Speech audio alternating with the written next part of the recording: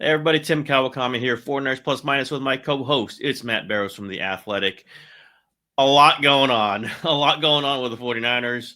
A lot going on today. There are some other things going on in the Bay Area sports world, so I may not be entirely on top of everything.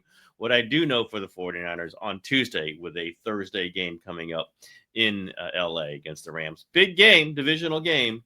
Is that just about everybody's hurt, and then everybody talked at the podium today. I just kept seeing all these guys at the podium today.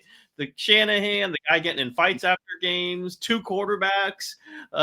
What kind of day was it down there, Barrows? And I guess we can just go. Who are the main guys who are likely not to play, and who are the guys who are hurt who maybe will play on Thursday? All right, let me just go over the list here.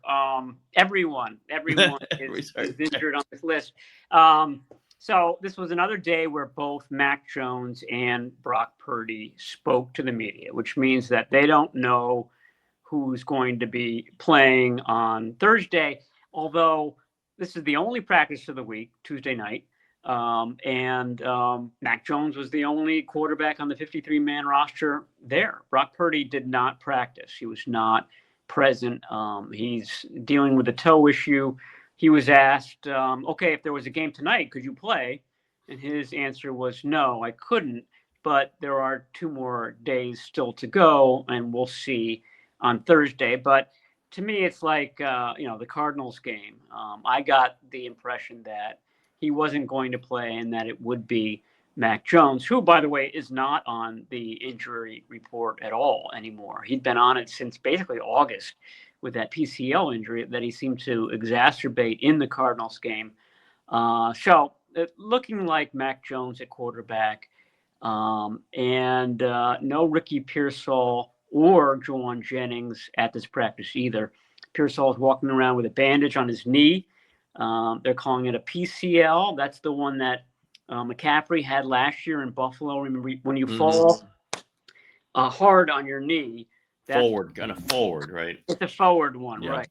So it's not as bad as McCaffrey's was. He's walking around, for example, but he didn't practice. He's going to be questionable for the game. Juwan Jennings is going to be questionable for the game.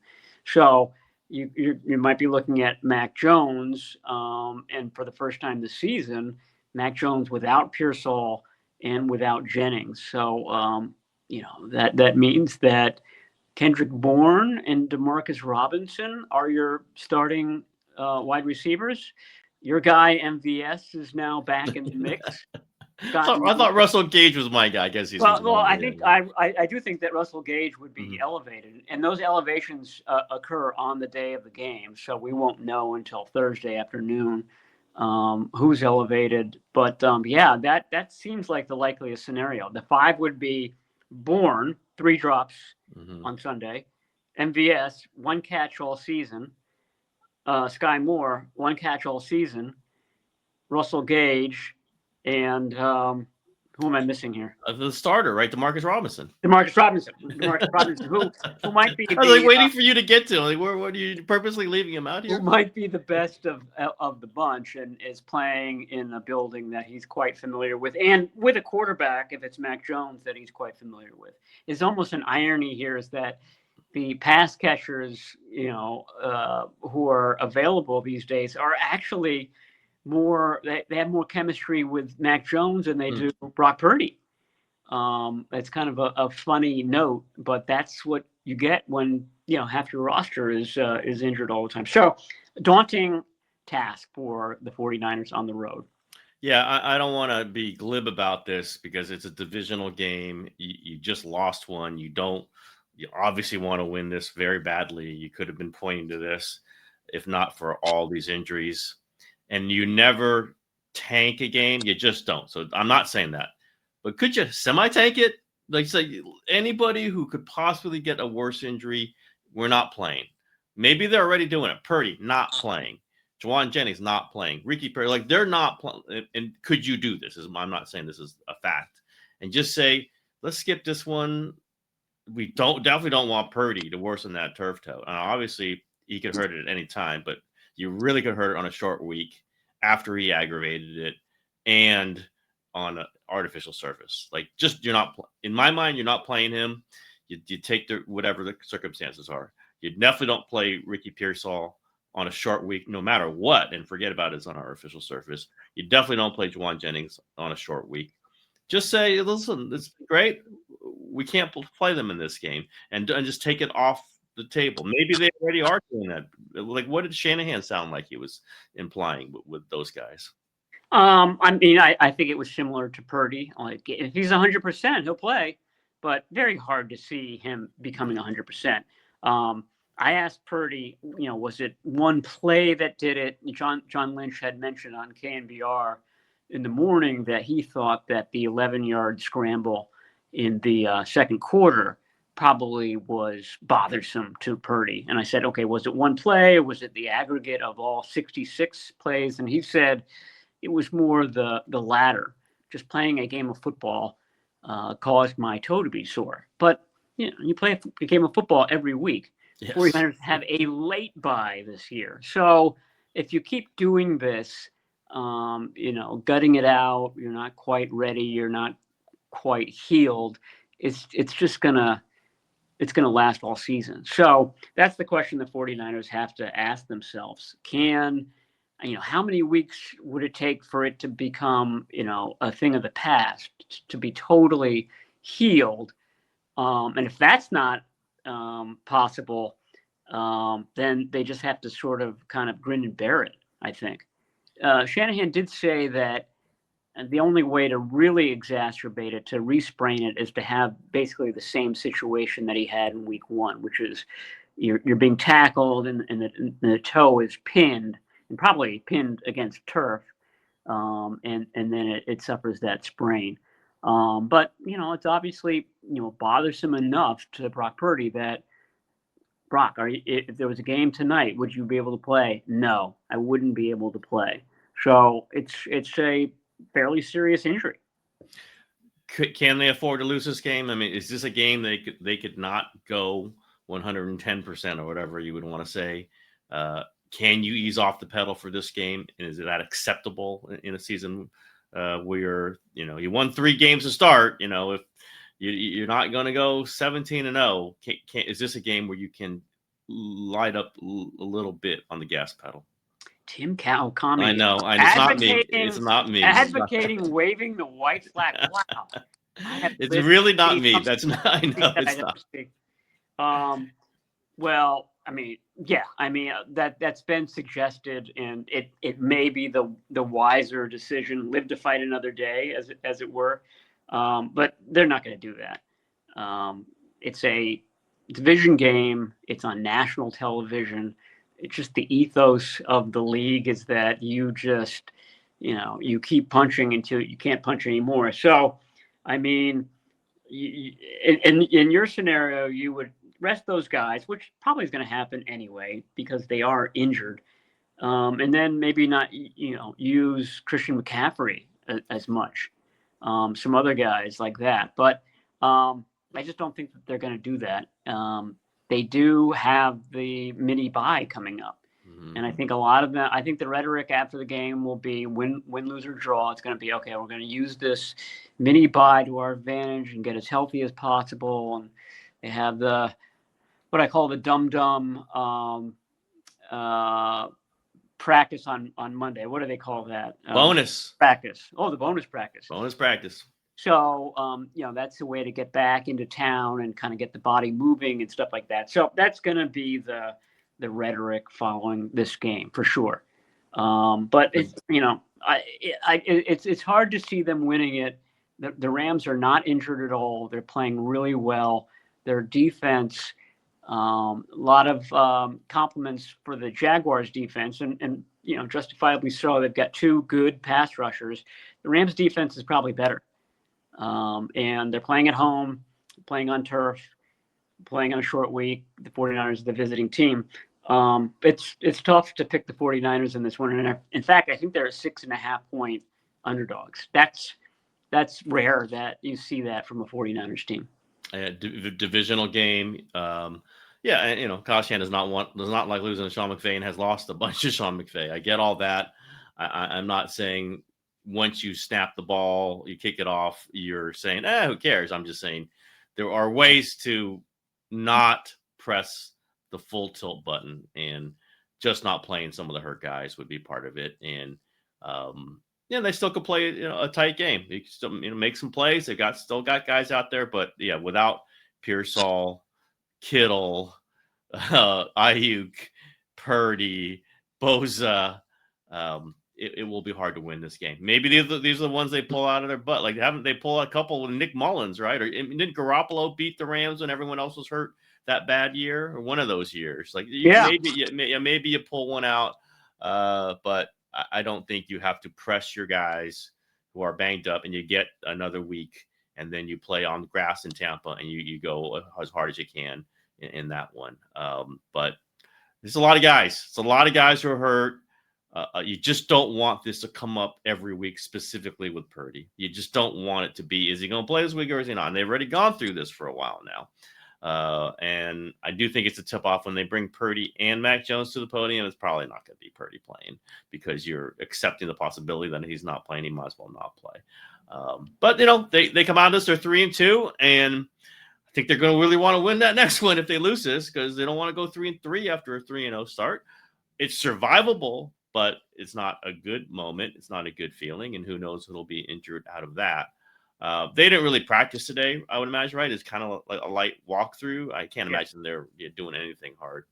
And can they manage a physical running game in a short week when they haven't been running the ball well? It's going to be very hard to see. And then there's plenty of questions about the running game, and we've seen it now. Even when they were winning, they were not running it well. They don't get explosives out of the running game anymore. At least they haven't this season, and that's the whole Shanahan thing. What's the conversation on that? Why aren't they? I know you've asked Shanahan before, and he said, "Is that that shell defense, two high safeties? It's hard to get through that." But they've gone against that before. I mean, I would imagine they figured at some point they could break loose. It's not going to completely shut down the 25-yard, 40-yard run. What are some of the elements that's leading to this team not being able to pop one when you've got Christian McCaffrey, who that's his whole thing, is he's a home run hitter? Yeah, for sure. And I don't think that it's McCaffrey centric, the problem. I mean, some people are saying, well, it's evidence that this guy's lost a step. Well, he's 8th in the NFL in receiving yards. Mm-hmm. So it's hard for me to reconcile a guy losing a step with, on his way to setting a career record for receiving yards. I think it's personnel, like it always is. They don't have George Kittle. They don't have Brandon Ayuk. Juwan Jennings in and out of the lineup. They didn't have Demarcus Robinson for the first 3 games. We always say that the running game sets up the passing game. The opposite is true as well, especially in the Shanahan scheme. They work off each other. So if one isn't scaring the opposing defense, then they don't have to back those safeties up. There isn't that, oh gosh, George Kittle's in the lineup. Is this going to be a run or a pass? And if I play the run too aggressively, George Kittle's going to blow right by me. Mm-hmm. And by the way, George Kittle is a fantastic blocker too. Mm-hmm. So you're missing that element. I really can't tell you where Luke Farrell is. I know that they think that he can become a great blocker. I don't know if he is in this scheme yet. I don't think he's to the level. I mean, they deify Charlie Warner as far as what he was able to do and what he's doing now for the Atlanta Falcons. Bijan Robinson and Tyler Algier are doing great down there. So I do think that it takes time to pick it up, and he eventually will. He's certainly got the size and the strength for it, but I mean, I just think that that's a big element of it, especially the wide zone stuff. You need your tight ends out there. And right now you don't have Kittle. You've got Jake Tonjes, who, God bless him, has been really great for this team, but he's not a powerful guy. He's not moving defensive ends. And then you've got Farrell, who's still learning this offense. So I think it's the aggregate of all that. Just don't think that you can expect to be an explosive offense like you were in 2023 when you don't have two of your most explosive, probably the most, certainly in the passing game, in Kittle and Ayuk.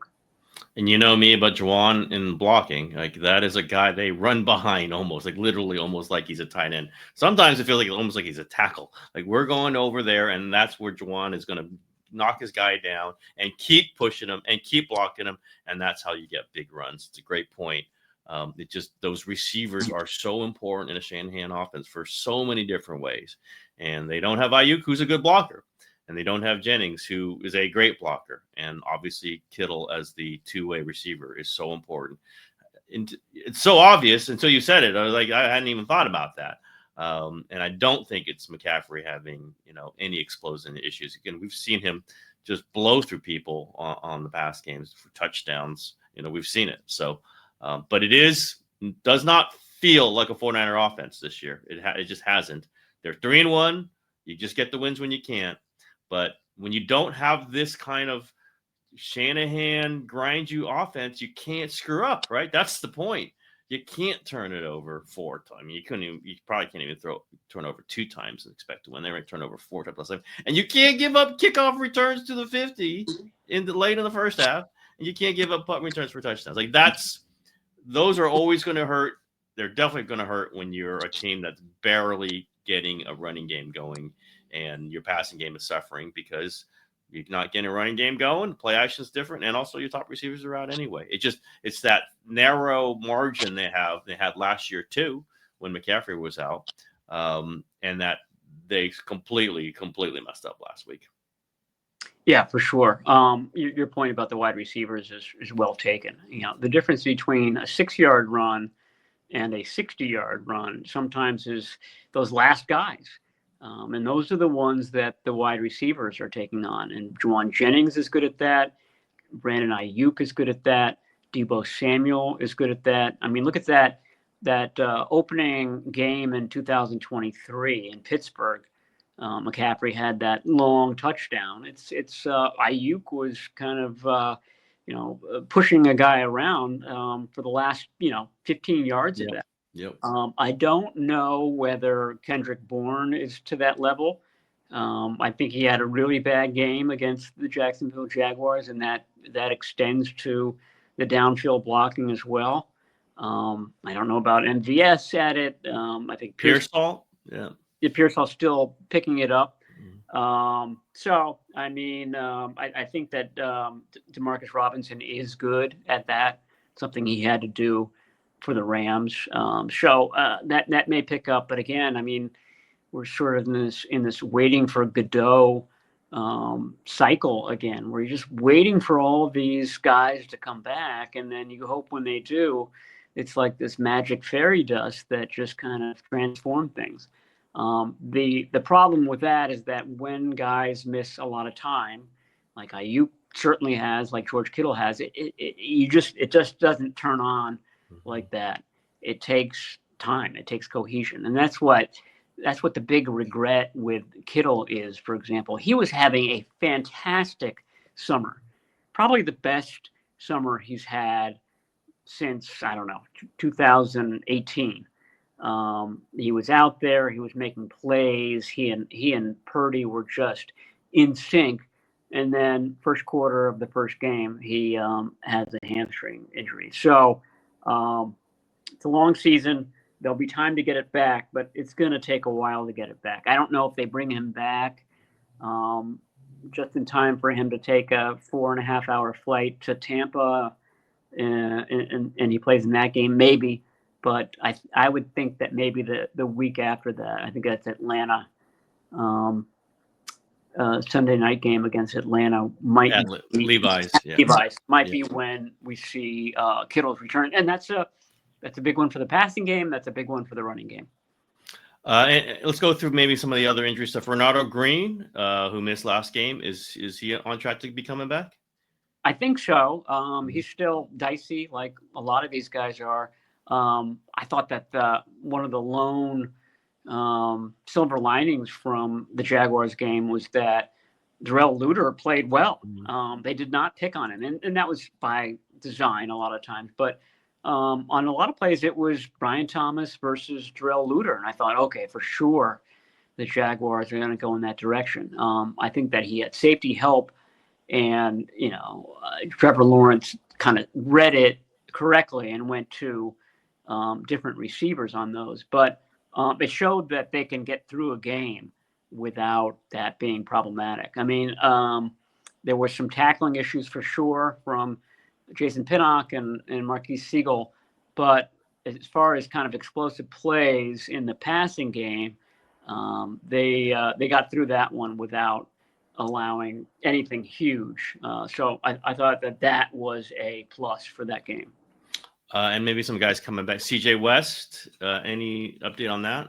Yes, he's going to test out a club this week and see if that works. It's so bizarre to me. You and I are children of the 70s, and when you broke a bone in the 70s, you had a plaster cast on your arm for 3 months. And all your friends signed it, and it got smelly, and they cut it off with a saw and everything else. Nowadays, these guys don't even wear casts. He had 2 screws put into his thumb. He doesn't wear a cast, in day-to-day life, but he would have to wear some sort of big club protection if he played. Frankly, at this stage, I don't think that there's a big difference between him and Jordan Jefferson, the guy who filled in for him against the Jaguars. I think both of them are sort of in their plans for the future. So I don't know if he plays in this one, so close to, starting to play with the club or not, but he's testing it out this week to see just how it feels and things like that. So he's probably not going to play, but don't be surprised if he does. And if he does, it'll be with a big white cast on his thumb. And as we talk about all these receivers out, I think Jordan Watkins is still on this team. Is he still on the active roster? Or is he going to play ever? He's on the active roster. They're leery of putting too many guys on our IR because they can only bring X amount back. And Kevin Givens is coming back. George Kittle's going to come back. Ben Barch is going to come back. Tim, we've only played 4 games. I know. Malik Mustafa is coming back at some point, right? Yeah, but he's on a different injury. Ayuk. You're right. I do think that he counts. So yeah, I mean the dance cards are filling up as far as who can come back, and we still have 13 games to go. Well, let's see if Jordan Watkins plays ever. He's on the roster and he's not playing, and all these receivers are getting hurt, and there's less than 5, and I absolutely understand that these guys are ahead of them. But at some point, a guy on the roster probably should play. But what do I know? What do I know about anything? I'm just a silly guy writing about Jonathan Mingo. I'm a Jordan Watkins fan. I mean, I thought that he was one of the better receivers in the spring and early summer. He unfortunately got kind of rolled up from behind in that first preseason game, got a high ankle sprain. And then when he came back, I feel like he came back with too much gusto.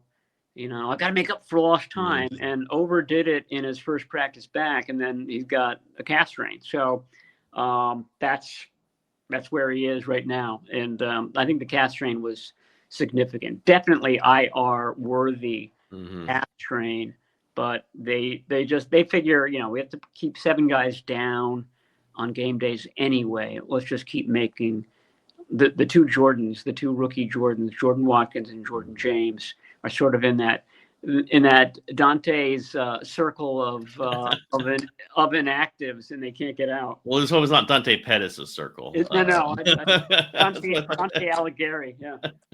Okay, well, I think we've gone through all that. If there's anything I've skipped, let me know. But let's move on to the Robert Saleh spoke for the first time since that post game. Well, spoke for the first time since he started it at all by making sure he mentioned Liam Cohen and other coaches at Jacksonville sign stealing abilities, which he was certainly a compliment. It was only meant as a compliment. It surely couldn't be anything but a compliment, but it was misunderstood. And Saleh spoke for the first time. He took full accounting for it. He said I thought he was going to say something to Cohen. When I was watching, it looked like he was going to say something like to try to straighten it out. Cohen wanted nothing to do with it, and then somehow they got mixed up with some players involved, and then they both started yelling at each other. And we hear on the video. Did we talk about it? I'm going to F you up. I'm going to end your effing life. Yeah, we didn't talk about it. Okay. Tempers flare. I did not think Salah was going to throw any gasoline on it today. He did not. But what did you make of his response, his tone? And I don't think he and Liam Cohen are going to be buddies ever again. I think that is over. But do you think this kind of still has some life to it? Yeah, I don't think. I mean, we're still talking about Jim Harbaugh and Jim Schwartz, and that was in 2011. I don't think that those guys are buddies. So yeah, I think this will last forever. The tone was conciliatory. I mean, he was very gracious and answered a number. It wasn't like that. Okay, I'm only going to answer this one question. Let's move on, guys. He answered every question. I thought it was funny or notable that he used the phrase instead of sign stealing, he used the phrase formation identification. Yeah, that's what it is.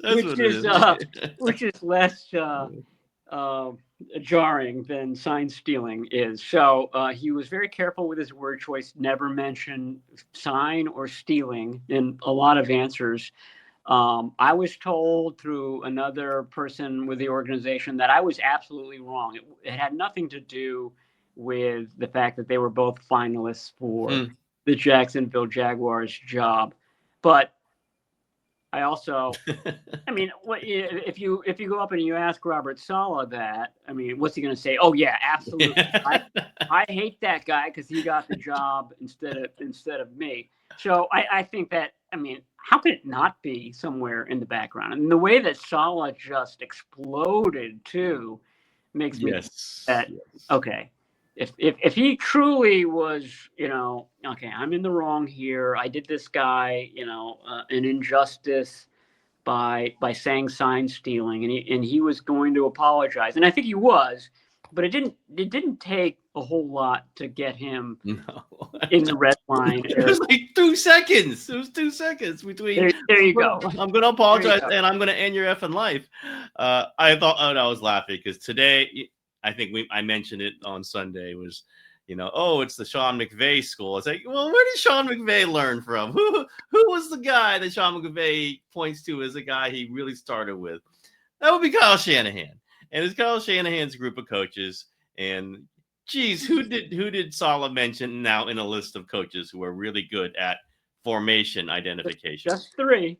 Yeah. Who are they? They are Kevin O'Connell. O'Connell.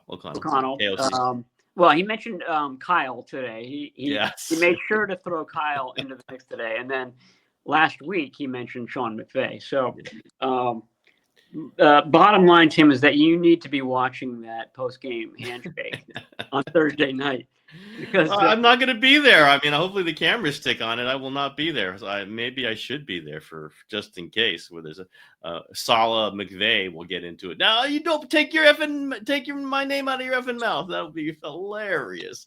I am laughing because when he said, "Oh, McVay," and no one said, "Geez, there's Kyle's in that group," right? No one said that. I go, of course he'd be in that group. Of course, this is what they do. There's nothing wrong with it other than to just kind of throw it out there without anyone asking you about it and you making sure you get in it. Oh yeah, they're good, but because they identify formations and they're kind of seeing the signals.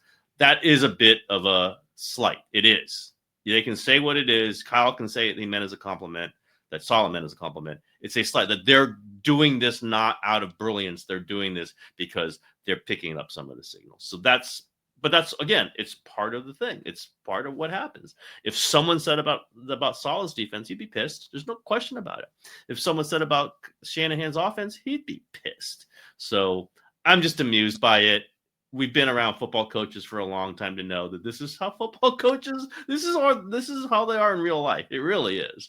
It's how you motivate men too. It really, players don't want little schlubby guys who don't say anything. They like the big part. They like the big gestures.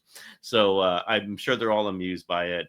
But it is just a little window, I think, into the real world of the NFL, the real competitiveness, the real jibing, and Kyle jibes his buddies. That's what he does. Like, this is part of the back and forth.